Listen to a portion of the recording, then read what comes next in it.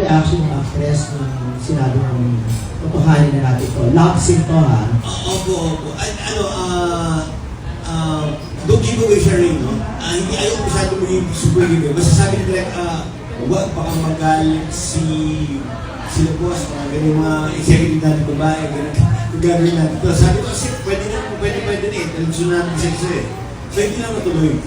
So gagawin niyo dito as in merong pere or something? Ano no? May penetration? Ante, sinabi ko namin, dahil gusto na namin yung isa't isa, yung mismo director, kahit kami tatlo na lang yung sa kwarto na, sinabi pa rin na hindi, dahil acting yan pa rin to. Okay. So hindi ka mag-plaster for that plaster? Yes, so, naka-plaster pa rin. Pero hindi ka mag-plaster kung totohanin mo yun? Kung given the chance sa panahon na yun, game na ako. Ganito na ako sa mag-play na, magtatawid na ako sa porn star. For that time, parang gimmick lang. Dahil gusto ko rin na ng babae. Sino ba ito? Pwede na natin pangalanan. Yun yung hindi ko na pwede sabihin. Hindi na pwede sabihin. May jowa na. Ito maganda. Actually, acting ko lang yun.